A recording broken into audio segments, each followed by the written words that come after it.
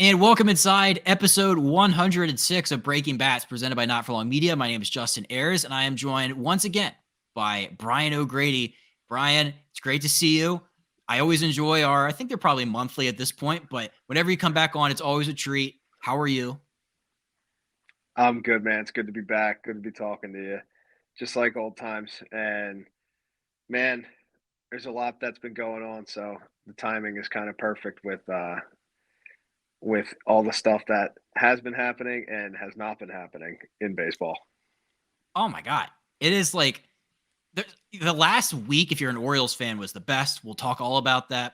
There's so many like little storylines that are happening right now that I'd love to dive into as well. And then, yeah, there's also a lot of guys sitting out there. February 5th, we're taping this. You're hearing this on the 7th. So it's like, if you're a player, I don't know, because pitchers and catchers are reporting in, I think it's like a week and a half, maybe middle of February.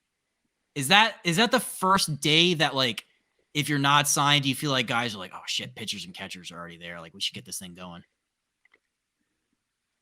I've, well, this will be my first time not knowing what I'm doing so far, and yeah, it definitely feels that way. You're like, holy shit, it's already here. What am I gonna do? But I think for anybody, it's the fear of the unknown. Like you just rather know where you're going, figure out how you're getting your car out there, or like the logistics or just everything where you're staying. There's so many things that go into spring training too, and the teams usually help with all those things too. The travel guys, and when it gets this late and you just don't know, you kind of scrambling last minute because shit, you could be in Arizona or you could be in Florida. You don't know what's going on, so I think it definitely gets to be a little nerve wracking for anybody. I say this every time, but we don't think enough about the logistics, the human element. Like, if you're moving with kids, especially, like, that's nobody really thinks about that part when it comes to baseball moves. And I don't know. I feel like we as a fan base should have a little more empathy and compassion, because that would be awful. I feel like the uncertainty of going into a place where, you have all these, you have like people who like rely on you. And I couldn't even imagine. Yeah, it definitely makes it tough, but you just once it gets this close, you're talking pitchers and catchers report. I think like the 12th is the earliest. Maybe the Padres have guys coming on the 12th. I can't remember, but then typically the position players like first real day is the 17th or 18th, something like that, and that's less than or it's about 2 weeks from now. So if it takes another week and you're still not signed, like you get signed and you're probably leaving like the next day. So it's just like scramble mode. But hey, in the end, you're happy you're going somewhere instead of sitting on your couch. That's for sure. No doubt. I'm seeing February 14th is Valentine's 14. Day. It looks like a lot of the pitchers and catchers. Um, we'll start there because we're here already. A lot of the big free agents on the market are still there.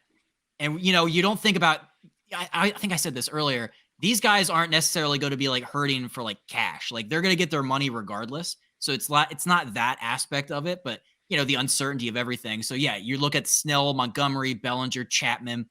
When it's February 5th, I went back and I looked at some older signings, but like, do you think that as a fan, you should be like, damn, this is taking too long? Or is this, I feel like it's kind of normal for guys to drag it out into February. I think it's becoming more normal for sure than it was at least. But I think at least two of those guys are Boris clients, and he's shown he's not scared to wait it out. My guess would be teams are thinking wait it out and they're going to get a discount. And I'm thinking the guys are probably thinking wait it out and someone's going to cave and pay me. So it'll be interesting to see what happens. They're all obviously really good players and going to be on somebody's team sooner rather than Yeah. later. So, but it is. I don't know. I just think it's weird to be going basically to spring training and some big time free agents we have no idea where they're going to end up. Yeah, and also for the guys that are already on the team, they're probably like with their fingers crossed, like, please God, don't come here.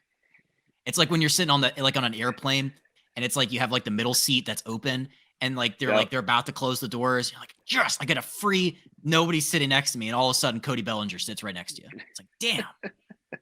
Yeah, Like I man. There's thought, definitely guys in that situation who are like, oh, this could be, I got a shot here, and then yeah, a big free agent or two is going to get signed, and all of a sudden you're like, shit, and you're probably ending up back in AAA or whatever it is.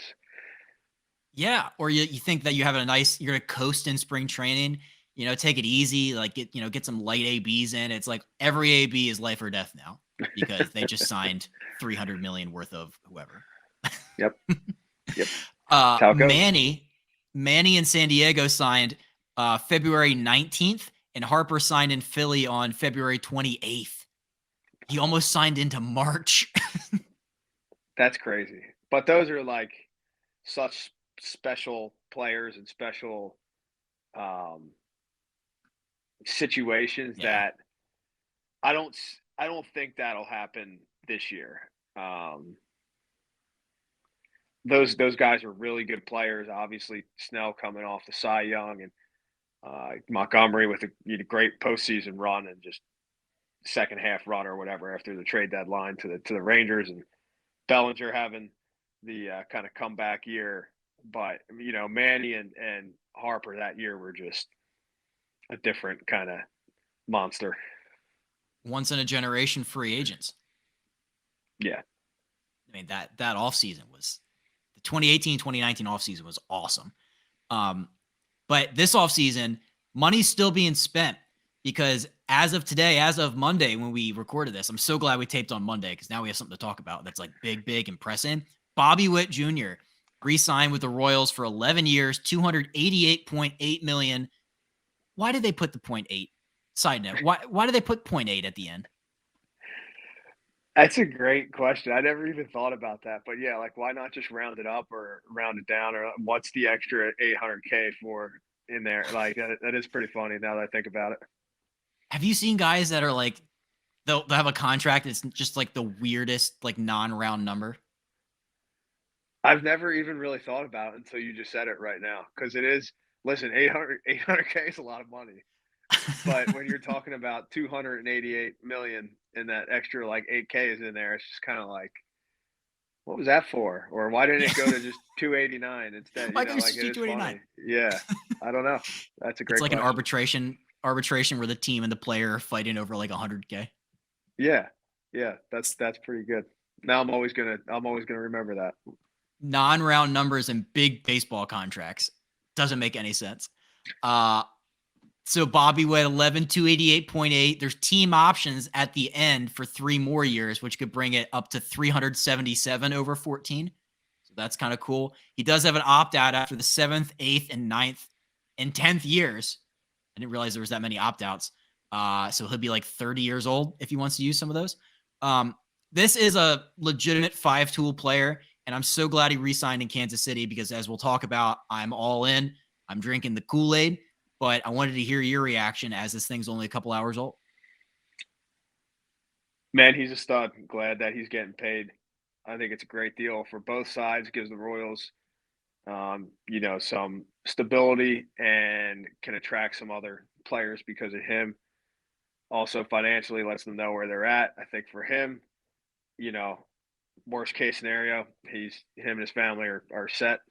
Uh, and this is the stability thing for him too is huge. Now he can build his house in Kansas City. He can do whatever he wants, and you just know that you're going to be there. It's just, I got to imagine it is such a relief aside from knowing that you're going to make all that money, but just, to just know in such a fluid sport for the most part that you're going to be there and you can just plan on all these things. But man, he deserves it.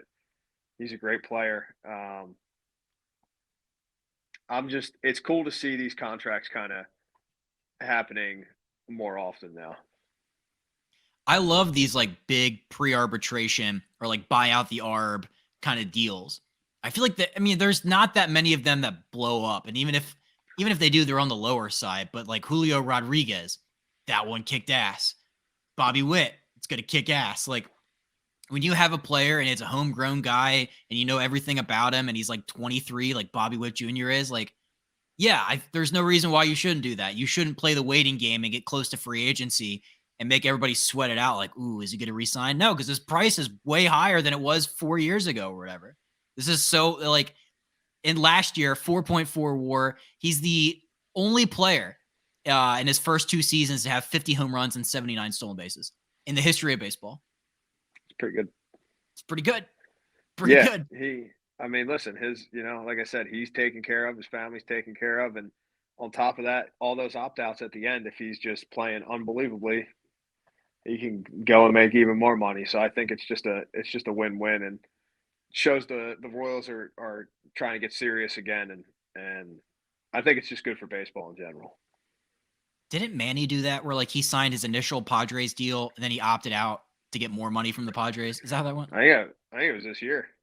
Yeah, it wasn't that long Yeah, it's ago. early But this he could this just do off that. season. Yeah, yeah. I mean, that's if you're playing well enough, then absolutely. But you just man, even though he's such a good player and obviously was one of the top picks and has just been everything, you never know what's going to happen. Not saying about like performance, but you could get hurt. There's just so many different variables. Like to not sign up for a contract like this, I don't think guys are like that's. I think guys are going to sign these always now, and it's just like I keep saying. I think it's just a win-win, and it's good for baseball, and it's good that he's in Kansas City It for is. baseball.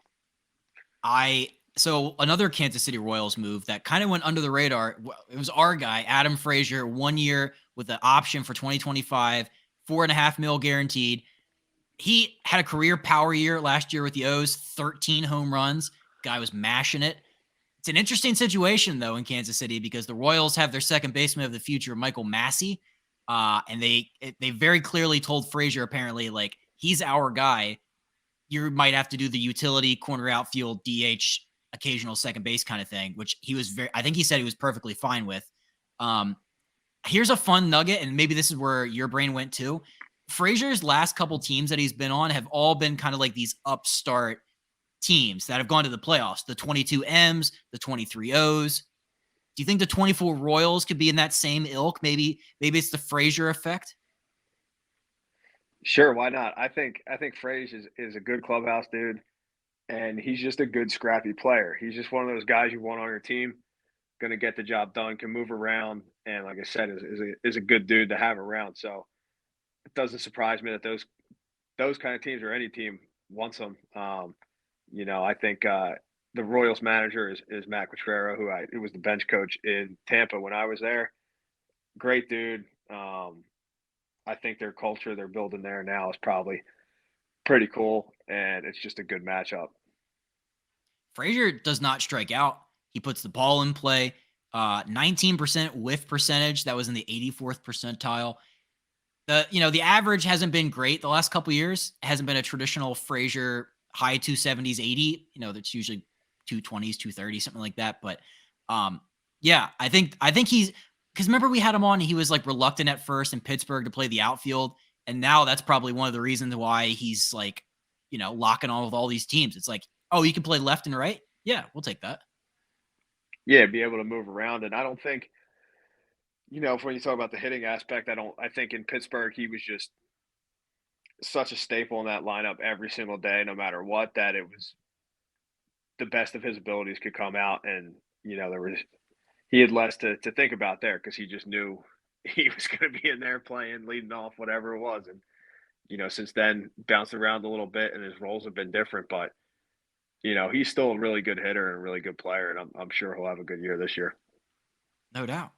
This has been a big offseason for the Royals. They have spent more money than anybody I think thought was remotely possible on guys that are household names on some shorter kind of, middle of the road kind of deals. Waka, Lugo, Renfro, Hampson, Will Smith. Like and of course Frazier now. This has really surprised me. I didn't think they would add 20 plus mil to next year's payroll. Did you see anything like this? Like, what do you think the Royals are thinking? Do you think it's like the AL Central's softer now, and they're like, hell, why not? Yeah, I think they probably just see that they have a chance to sneak in there, or just they like the value that they're getting out of those guys at the price points that they're getting them at. I mean, listen, Kansas, they were obviously had the great run of years not that long ago when Haas and all those other guys were over there and they won the World Series. Kansas City, they love the Royals. I mean, that is a sports town. After spending some time there, indie ball, like you see the Chiefs, they care about their sports there. So when they have a good team, I think it's better. And man, you just see that opportunity. I think you got to go for it a little bit. I think Lugo and Walker are two pretty good pitchers and can kind of anchor them. And man, I think they are going to be a tough team. They're going to be scrappy and tough this year. I'm buying all the Cole Ragan stock I can get my hands on. That guy rocks. He had like a 2-something ERA when he got traded over from Texas. I bet they're kicking themselves about that because that would have been sick to have him in Texas for the long haul. I love it. I think they have very quietly one of the best off seasons, and I like them. You know what? Because we'll probably do the preview pod before the season comes out at some point. But why not? Why not the Royals to win the AL Central? You think the Twins can do it again? They had 87 wins last year. This is a very winnable division. I agree with you. I think they're going to be scrappy. I think it's tough to repeat, and why can't the Royals do it? Salvy's still there. If Witt keeps getting better at the pace that he has already, I mean, they could definitely be a really tough team. Scrappy. Yeah. It's every year there's one of those teams that adds 20 wins. Like the Diamondbacks did it, and then they went to the World Series the year after. The Orioles did it. They went to the playoffs after. Like, yeah, how many wins did the Royals have last year? They had 56. Okay, so they were really bad. But they didn't have Frazier. So, I mean, that's 10 wins right there. Yeah. At least 85 wins this year. Yes. All because of him. We interrupt this episode to bring you a word from two apparel sponsors of this podcast. The first is Zero Negative. They are a brand out to inspire and empower individuals to find a positive message in everything they do, every time. They promote positivity and mindfulness in all of their products. Check them out at zeronegative.com. And last but not least, Few Will Hunt. It's one of my favorite brands out there. It's a great American company out of Philadelphia, out to restore the dignity of hard work. It is by far my favorite shirt to work out in. Check them out online at fewwillhunt.com. Now back to the episode. So we touched on the next thing I want to talk about was Blake Snell. So we mentioned him in the category of guys that still have yet to be signed yet. You know, the Montgomerys, the Bellingers, whatever. He turned down a very formal offer of 6 years, 150 from the Yankees. And then the Yankees later said, hey, well, you know what? We'll even give you more than we gave Carlos Rodon. Snell wants 9 years, $270 million. You know, I like Blake Snell. I think he's a great pitcher. How close do you think he'll get to his asking price? Or do you think it'll be smack in the middle? That's a great question. I would say at this point, my guess would be he's going to settle for definitely less than his asking price just because of where we're at. You know, he's coming off a Cy Young year, so and man, he can be as dominant as anybody in the league. And should he get what he's asking? Yeah, I mean he's probably worth that. Yeah, just the way it seems right now, my guess would be he's not going to get to that point. But you also never know. I mean, some team could just be like, shit, we can snag him for what they see as pretty good value. Maybe it's 7 years and, whatever. Like, I just feel like at some point a team is going to come along and be like, we have a chance to get one of the top starters, let's do it, basically. So, and I'm sure that's kind of what him and Boris are banking on. But wherever he ends up, they're getting a pretty damn good pitcher. And who knows, maybe he don't want to play in New York. I mean, I know he's a West Coast guy. Obviously, he pitched in Tampa first, and I do know he loved Tampa, but he's been in San Diego past few years, and maybe he just loves being on the West Coast now, closer to home. Who knows? There's obviously money talks, but there are different reasons why guys want to play somewhere or don't want to play somewhere. His last 22 starts, he never gave up more than 3 earned runs. A lot of zeros in there too. I have to say though, like if the Yankees were to sign him, first of all, I do think Blake would look pretty good in pinstripes, and they'd be a pretty good team if they signed Blake Snell too. That'd be so weird to see him in New York though after Tampa. So Oh that'll be yeah. interesting to see where he ends up. Well, we can go there next. The Yankees are still favored to win the AL East. I keep looking and I'm like, I keep refreshing like the odds, and I'm like, that can't be like plus 150 to win the AL East. Like, I think Ryan and I talked about this a couple weeks ago. Um, I I don't know how anybody can look at the Yankees and say just because they got Juan Soto and Verdugo, and then other guys are going to get healthy, that they're going to add like 15 wins onto their 82 from last year. I just don't see that. Listen, Juan Soto and Aaron Judge back to back in a lineup is pretty damn good. It's the same as before. I just still with the pitching, like Garrett Cole is unbelievable, and Rodon can definitely be dominant at times, but I just still,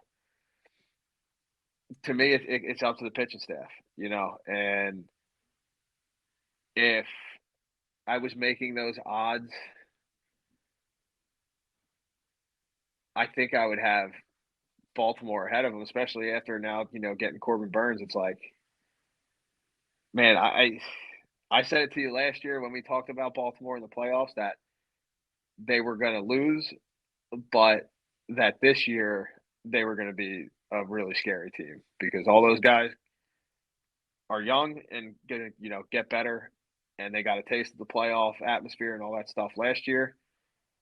So I'm definitely high on the Orioles this year. And then, man, Tampa just every year is Tampa. Like they're going to be right there somehow. They're probably going to be beating the Yankees because they seem to own the Yankees for the last like 8 years.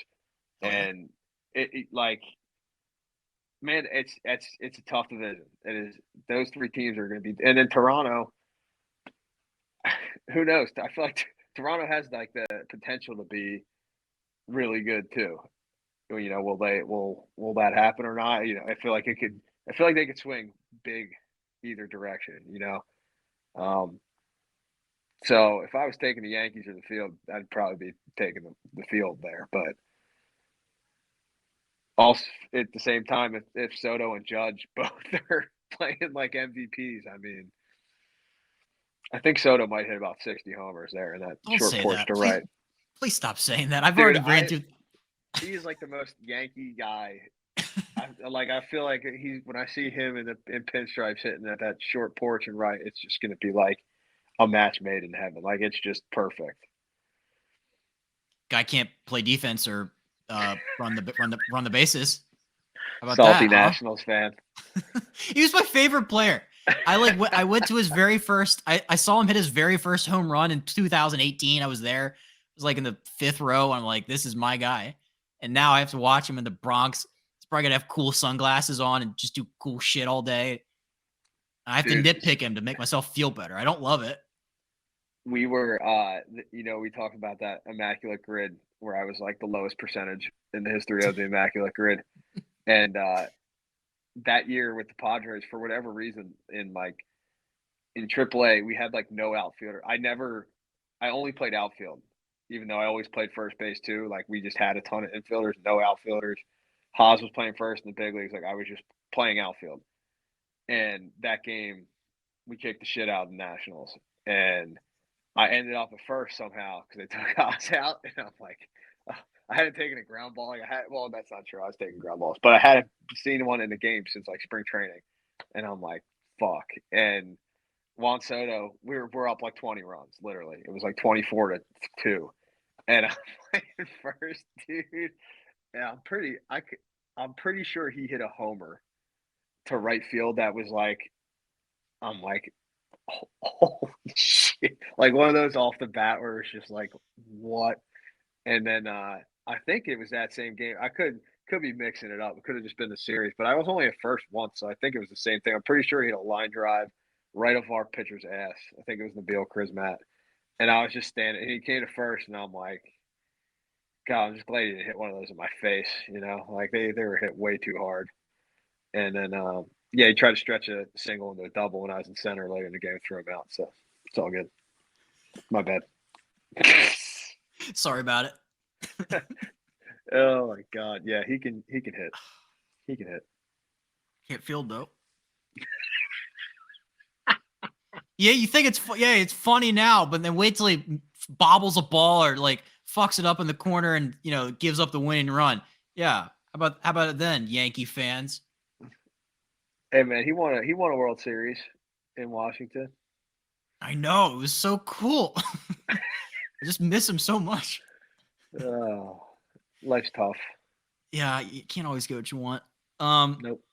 But we got the Orioles.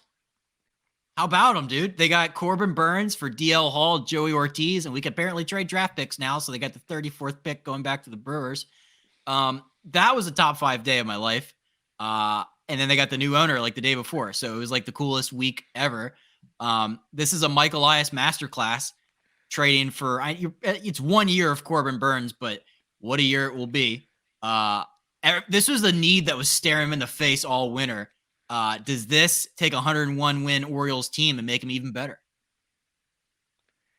101 wins is a whole lot of wins. I don't know if they're going to win more than that, but do I think they're going to be a better team? I do. And I think they're a scarier team in the playoffs for all the reasons I just said a minute ago. All those guys are older, more experienced, probably throwing Jackson Holiday into the mix there at some point. Gunnar Henderson, they have dudes. They're going to be really good. And now they have a framework for extensions for Gunnar Henderson and maybe Jackson Holiday if he rakes from Bobby Witt. So I do. I like them. I would like them to win the AL East. And they would probably, if I had to pick right now, I'd probably take them as my pick to at least go to the World Series for the AL. I would love nothing more. And friend of the program, it'd be cool to see, man. It would be. We want Ryan O'Hearn to do well. Cool. Oh yeah. Cool. O'Hearn's a guy now. I missed O'Hearn, but he's a great dude and he can hit too. I'm glad he's kind of found a home. But they are for real. If Burnes pitches like he can, that's a scary team. And we'll see what listen to Adam Jones talk about him. Yes. Shout out. Here's my thing though. I still think they need more pitching depth.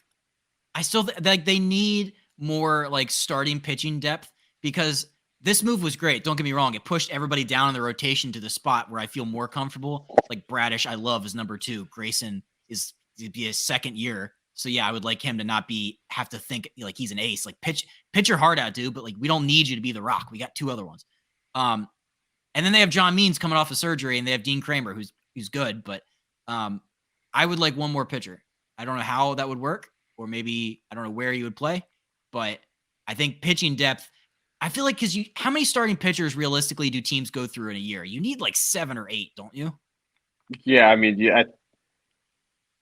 you hope it doesn't come to that, but yeah, I would say 7 or 8 is probably you're going to need at least 2 other guys that you can throw out there, and you need to be somewhat reliable. So yeah, if they could go out and sign one of the free agents left or something like that. I mean, Means was also nasty. I know he's been hurt and everything, but he had a good run there too. So, but yeah, it never hurts to have a ton of starting pitching.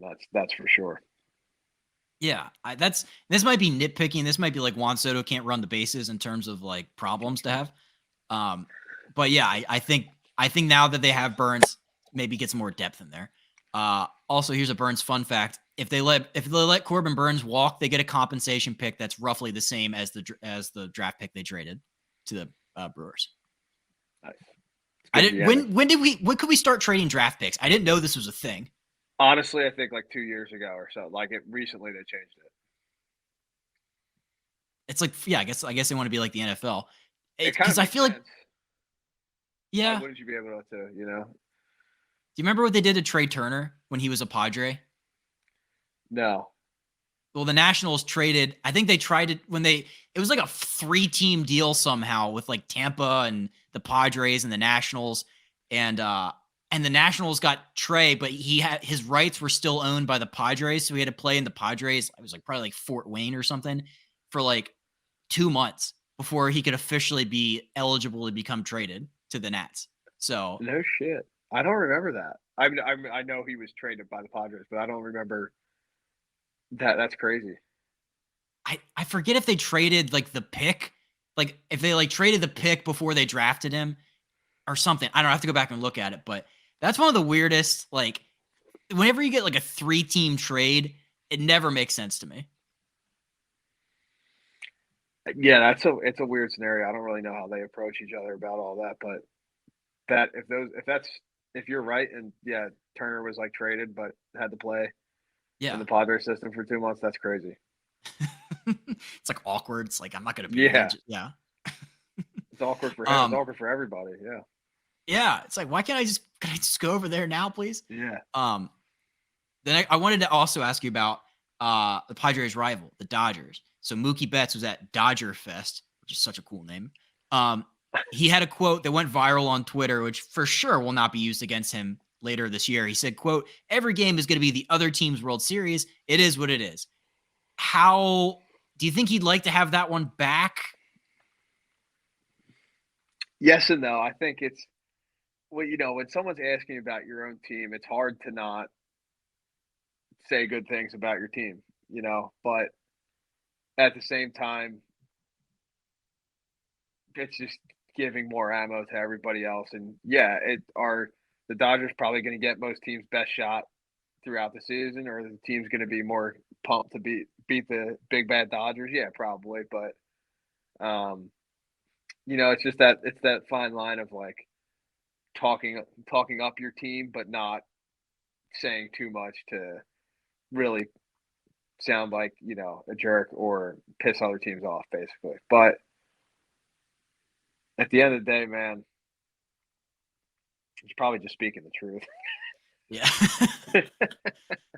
I mean, listen, they obviously they got Otani. They went out and got Glass now. I mean, they were already um Yamamoto. yeah, and Yamamoto. They win the NL West like how many years? Past couple years, but they haven't done really anything in the playoffs. So 2020 won the World Series, but it's been a lot of early exits, and the Diamondbacks beat them last year, who's their own division rival. So um, the Dodgers can win 115 games during the regular season, and it won't mean anything unless they win the whole thing.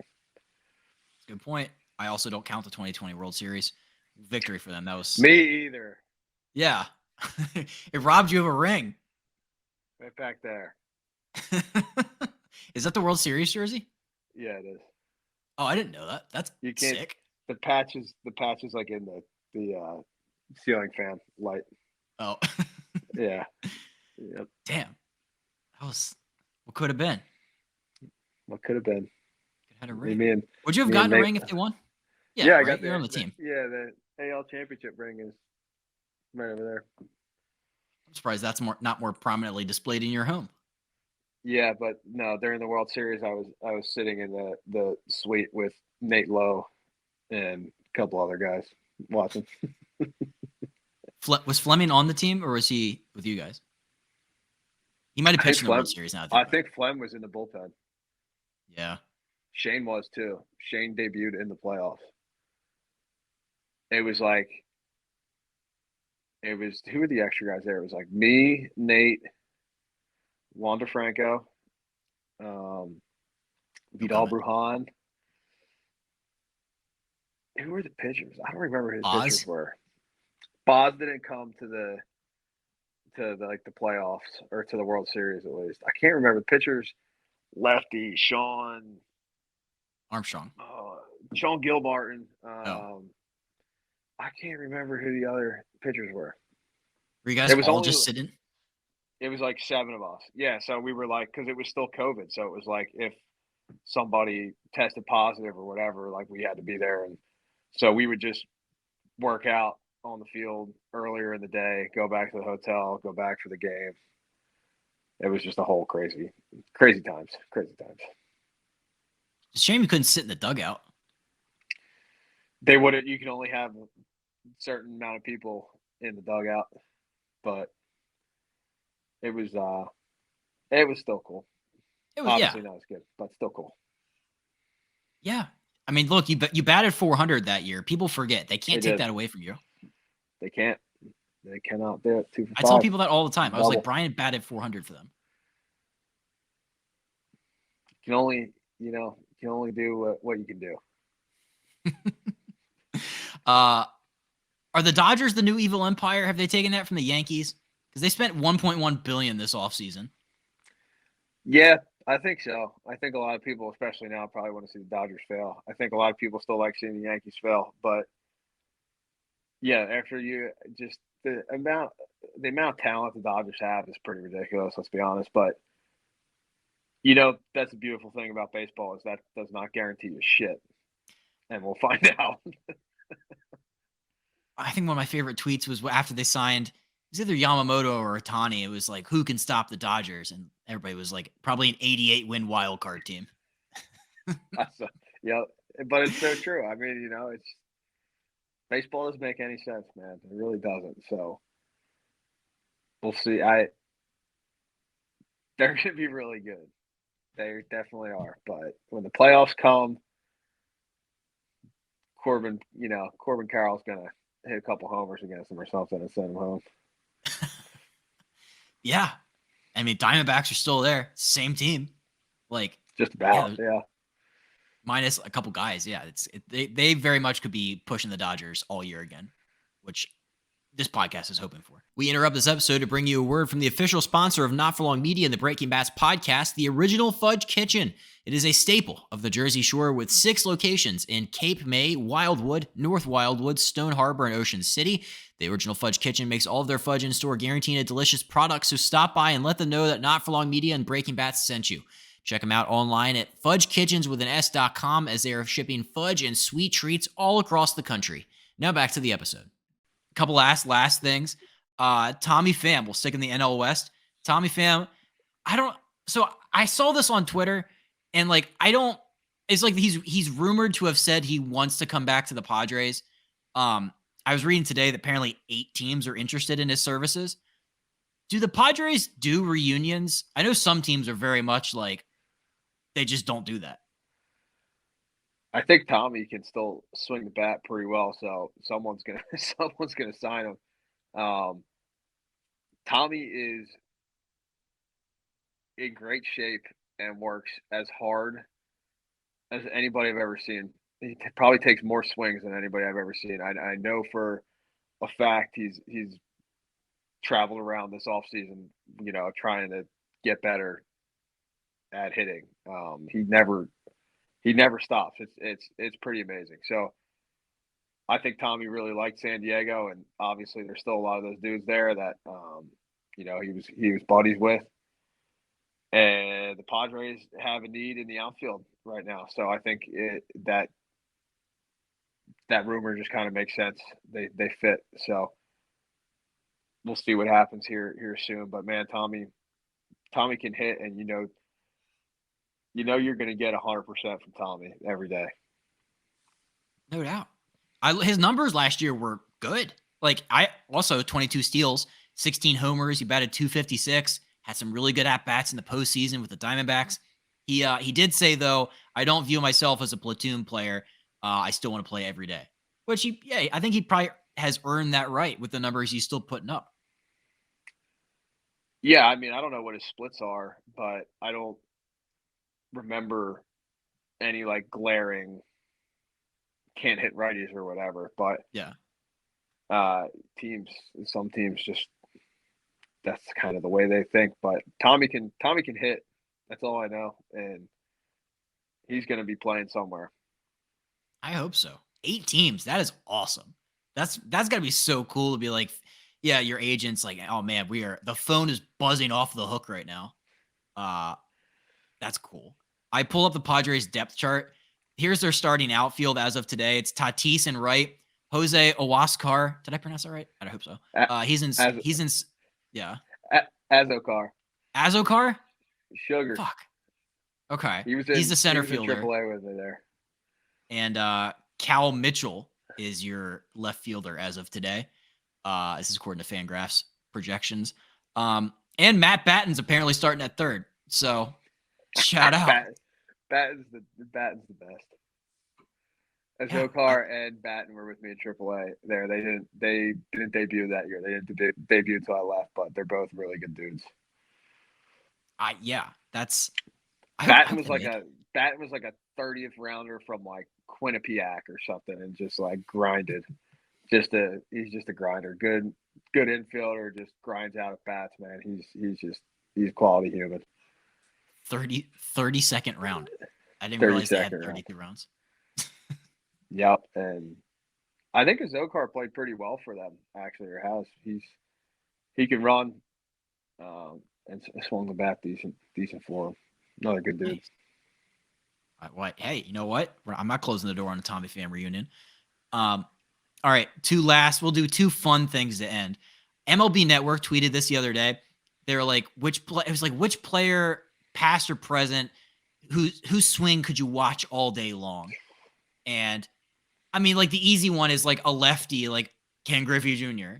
Like that's easy. Like that's no thought required. I would like to go active player, and if you could do a righty, I'd definitely appreciate it because righties get no love in terms of sweet swing conversation. God, yeah. The first thing that came to my mind was Ken Griffey Jr. and two other ones I love that I have to throw out there. Josh Hamilton and Carlos Gonzalez might be my favorite. His bat drop when he used to hit nukes at Coors Field was perfect. But God, present day, man, there's so many. I appreciate so many swings. Just there's so many different like aesthetically pleasing swings because they're all just so individual. Like no two are the same. I love Harper. I love Castellanos. I love Manny and Tatis. I really like Tatis' swing. There's so many. To pick one, a righty for you. When Vladdy Guerrero Jr. is hot and doing that toe tap and swing, man, that thing's nice. So I'll go. That's my righty for you. I had two righties. One I had a question about. I was watching a video about Nolan Arenado, and they're like, obviously righty. He lets the ball travel and he just whips the bat through. But his like when he like hits the ball, he'll be like fully standing up and like leaning over the plate. I don't get how that's comfortable or how he can let the ball just basically hit the catcher's mitt when he swings the bat. As a non-baseball player, I'm like, why, dude? Just catch it out front. Stop that. If you go back and like I've seen a clip of him hitting in high school, and it's like basically the same swing. Like that's just always how he's hit. Like it looks like he really exaggerates, like his head down, watching the ball, or like trying to keep his head in there. And the clip I saw him hitting in high school is basically the same. I think that's just always kind of been his swing. I guess if it works, yeah, don't change it. That's a fun one. I also I like Mike Trout's swing a lot.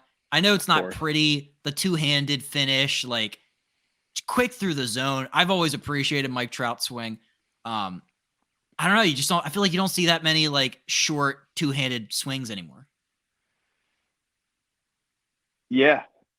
I think it just, whatever comes more natural. There was one, I forgot one I do love too, is another righty, Justin Turner. I love his swing. Nice and smooth and athletic. There's a million of them, but I appreciate a whole bunch of them. There's a video of Adley swinging just like the biggest daddy hack of all time from like the side angle, and I think somebody made a GIF out of it, so I'll just sit there for like a minute. I'm like, this is so cool. Yeah, I got a ton on my phone saved of all different guys. Just like a massive uppercut. Man, it's just fun to see how different guys get it done, Yeah, you're right, because everybody's a little bit different. It's like snowflakes. There's no like one size fits all approach. Like everybody's bat angle and path and like toe Yeah, tap, leg kick. Like it's so cool. yeah, guys. I think all the really good hitters get to like similar positions, end up in similar positions. But as far as how they start, how they start, their stance and just their rhythm and how it looks is totally unique to each guy, basically. As a kid, did you ever have one in the backyard? I always was Gary Sheffield. I could never figure out how Yeah, to swing. I mean, that was mine. I think everyone did Sheffield. Sheffield, God, Bonds, Griffey. I loved all those guys. Who To Craig waggle the Counsell bat was, yeah. up here. Craig Counsell, yeah, all the way up there was always fun. Euclid, Kevin Euclid. I don't know how he ended up hitting like that. That's still crazy to me. But Yeah. yeah, man, that's played a lot of wiffle ball growing up and was doing all sorts of impressions of people playing that.